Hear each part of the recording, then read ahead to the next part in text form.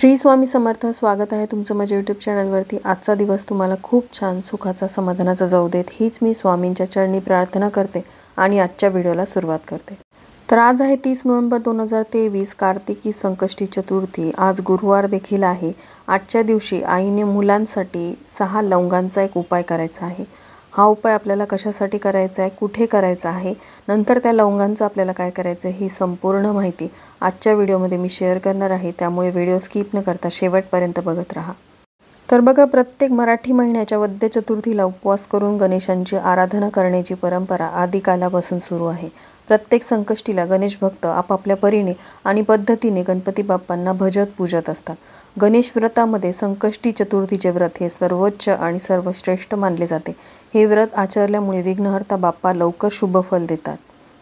संकष्टी चतुर्थीचे व्रत हे इच्छापूर्तीच्या उद्देशाने केले जाते। मनोभावे हे व्रत केले असता गणरायाची कृपादृष्टी लाभून इच्छापूर्ती होते। त्याचबरोबर काही उपाय व सेवा केल्यामुळे आपल्याला त्याचे शीघ्र फळ मिळते। विशेष म्हणजे नोव्हेंबर महिन्यामध्ये 2 संकष्टी चतुर्थी आल्या आहेत आणि नोव्हेंबरमधली ही दुसरी संकष्टी चतुर्थी आहे आणि या महिन्यात आलेली दुसरी कार्तिकी संकष्टी चतुर्थी आहे। आणि सगळ्यात महत्त्वाचं म्हणजे ही गुरुवारी आल्यामुळे हिला विशेष महत्त्व प्राप्त झालेलं आहे। त्यामुळेच आजच्या या शुभ तिथीवरती आईने मुलांसाठी लवंगांचा अतिशय प्रभावशाली उपाय गणपती बाप्पांसमोर करायचा आहे। तर हा उपाय करत असताना तुमची मुलं शाळेत जाणारी असतील तर त्याच मुलांसाठी तुम्हाला हा उपाय करायचा आहे। अगदी छोटी मुलं असतील जी शाळेत जातही नाहीत त्या मुलांसाठी तुम्ही हा उपाय नाही केला तरी चालेल, कारण प्रत्येक समस्यांसाठी हे वेगवेगळे उपाय मी तुमच्यासोबत शेअर केलेले आहेत। गणपती बाप्पा हे विघ्नहर्ता आहेतच। आपल्या मुलांवर येणारी सर्व संकट विघ्न दूर करण्याचं ते काम करत असतात, पण त्याचबरोबर ते विद्येचे दैवत आहेत।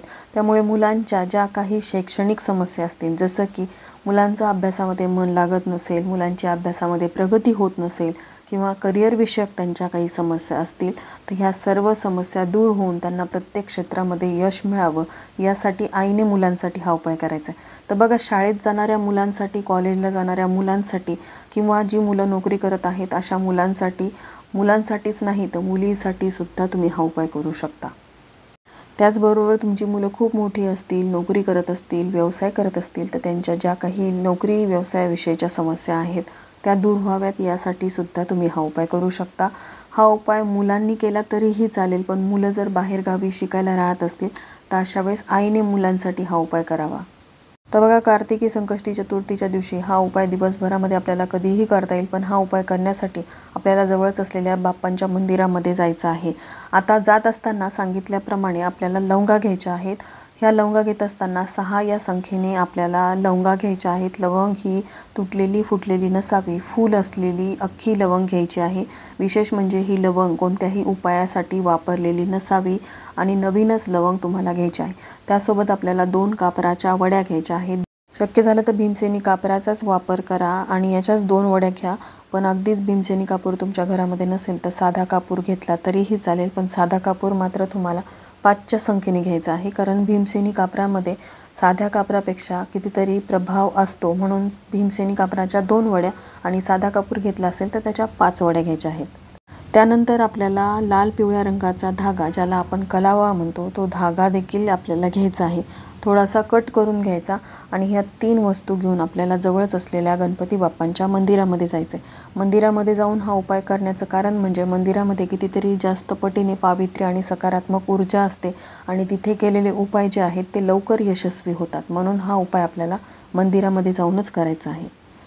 तर बघा, सांगितल्याप्रमाणे दिवसभरामध्ये हा उपाय तुम्हाला कधीही करता येईल, पण तुम्ही मुलांना सोबत घेऊन जाणार असाल तर मुलं शाळेतून आल्यानंतर मग तुम्हाला त्यांना सोबत घेऊन जायचं आहे आणि मुलांच्या हातानेच हा उपाय करायचा आहे। आणि जर तुमची मुलं हॉस्टेलला राहत असतील तर तुम्ही स्वतः म्हणजे आईने मुलांसाठी हा उपाय केला तरीही चालेल। आता तुमची 2 मुलं असतील तर दोन्ही मुलांसाठी तुम्हाला 6च्या संख्येने लवंगा घ्यायच्या आहेत, 2 भीमसेनी कापराच्या वड्या घ्यायच्या आहेत आणि एक लाल पिवळ्या रंगाचा धागा दोघांसाठी वेगवेगळा थोडा थोडा कट करून सोबत न्यायचा आहे।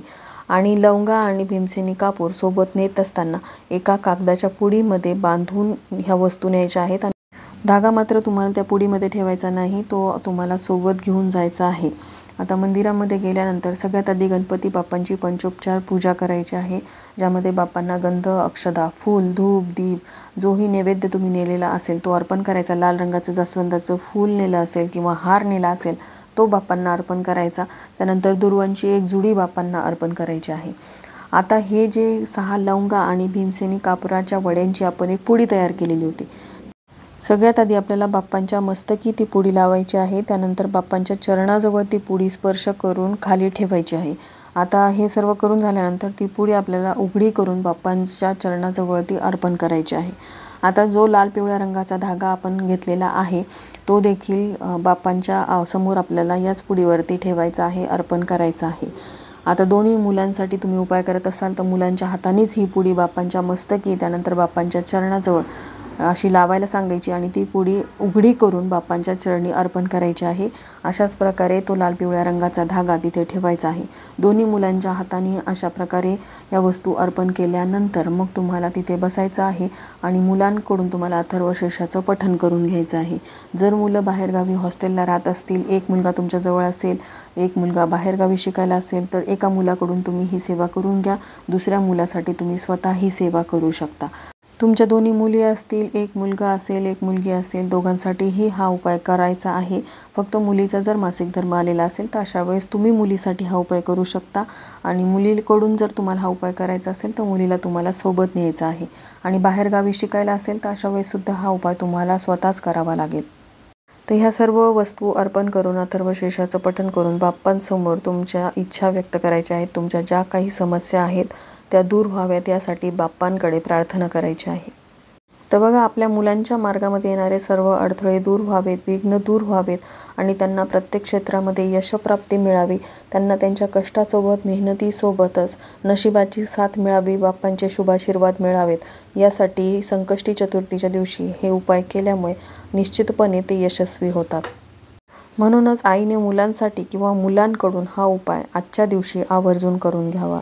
तर चला, झालेली सेवा मी स्वामींच्या चरणी अर्पण करते। इथेच व्हिडिओचा एंड करते। व्हिडिओ आवडला असेल तर लाईक, शेअर, सबस्क्राईब करा। भेटूया तशाच एका नवीन व्हिडिओसोबत। तोपर्यंत सर्वांना श्री स्वामी समर्थ।